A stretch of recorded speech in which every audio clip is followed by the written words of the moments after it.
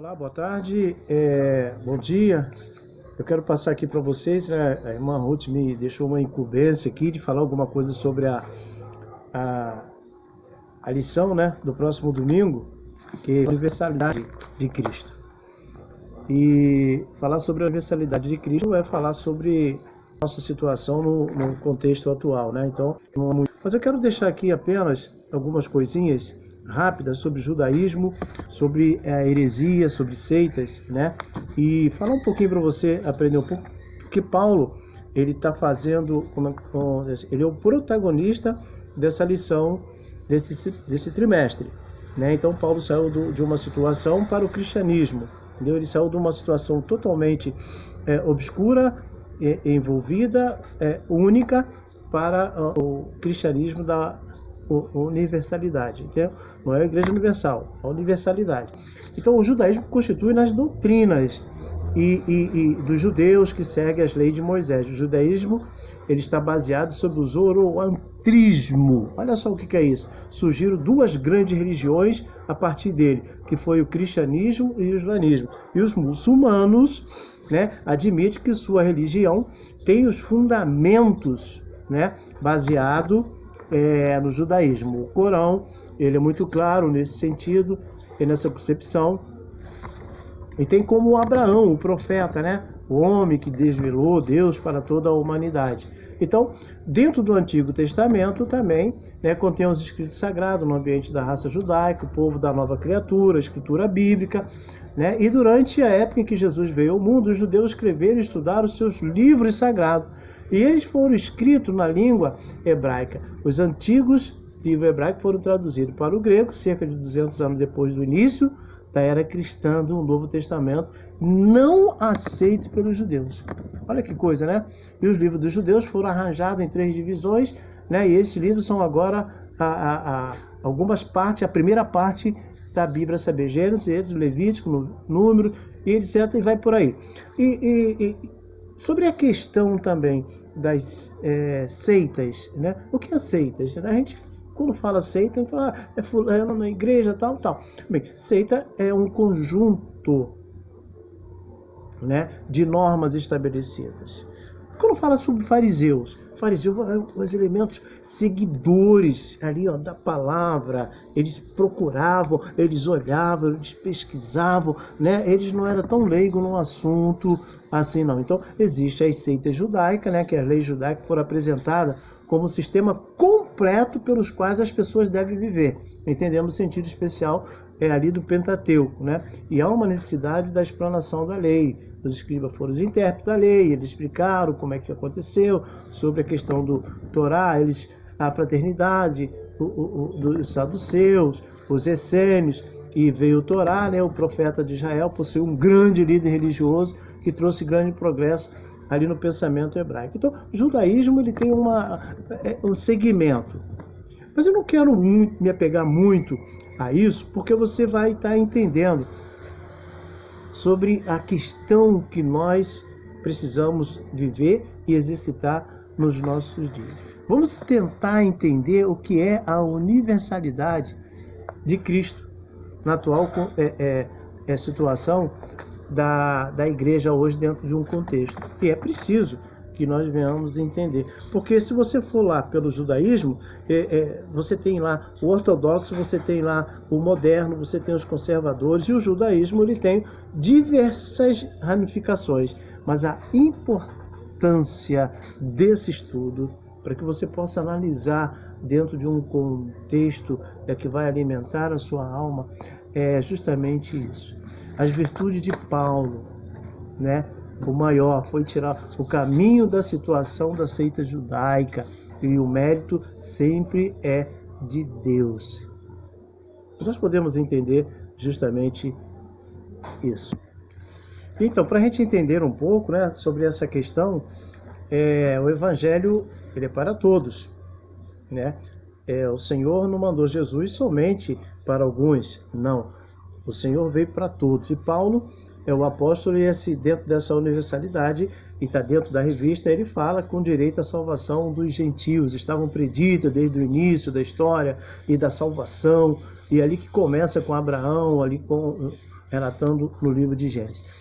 E Saulo teve esse encontro, mudou todo o contexto e passou a ser Paulo, você estudou na lição passada, né? Então, a partir dali, foi um vaso escolhido por Deus. Eu sou, você é.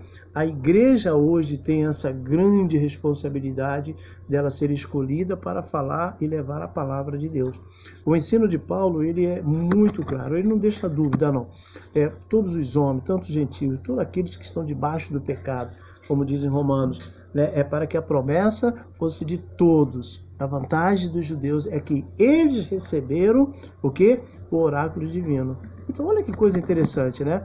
Então, a universalidade, ela é abrangente, né? É um universo infinito, né? E nós encontramos dentro da lição também universalidade sim, universalismo não. E o Salvador possível para todos os homens, para evitar qualquer tipo de confusão.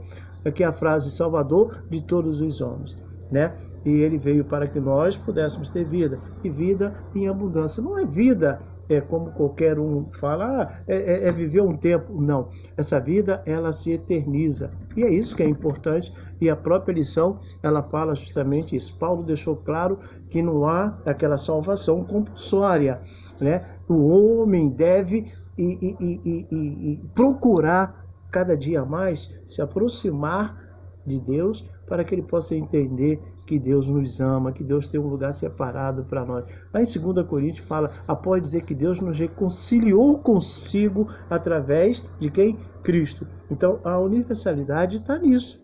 E Paulo nos mostra justamente essa situação. E ele fala que a salvação é para todos aqueles que invocar o nome do Senhor.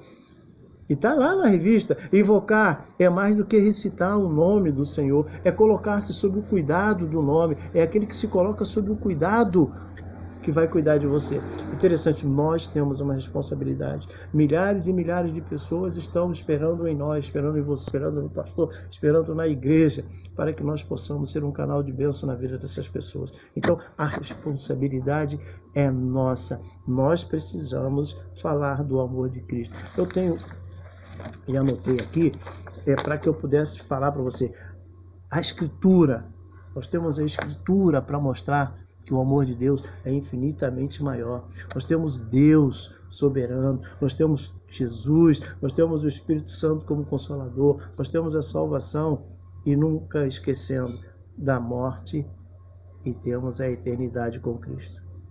A universalidade, ela está baseada nisso, nesse conceito de você permanecer cada dia mais unido, dedicando-se, não importa se existe seitas, se o judaísmo, da onde que veio, o que aconteceu, se foi Abraão, se não importa. O importante é que nós estamos vivendo hoje debaixo da graça.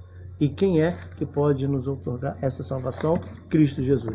Então você pode ver, e para pensar e agir, ele fala, o Evangelho acabou com as barreiras humanas, declarando que todos são iguais, tanto como pecadores, como objeto da graça de Deus. Por isso, a parede da separação entre judeus e gentios, ela foi derrubada. Tem seita, você vai encontrar milhares, heresias, milhares, você vai encontrar uma série de situações adversas daquilo que você espera através de Cristo. Você vai encontrar, mas, olha, cristianismo é você. Cristianismo está dentro de você, e essa é a nossa responsabilidade.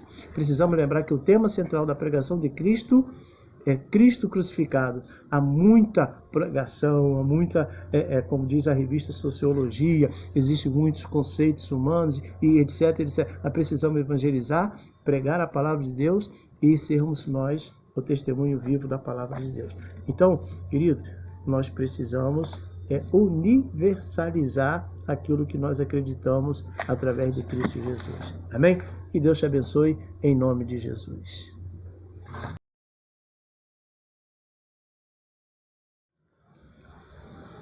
A universalidade do Evangelho de Cristo passa algumas coisas aqui, o que diz a palavra de Deus. O livro de Lucas, capítulo 4, versículo 43, diz assim: Ele, porém, lhes disse: também é necessário que eu anuncie em outra cidade o Evangelho do Reino, porque para isso fui enviado.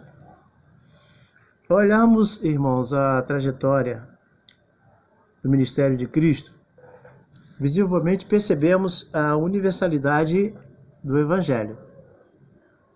E aqui no texto, em foco, que a palavra de Deus está nos falando, ele precisava ir a outras cidades levar o Evangelho do Reino de Deus.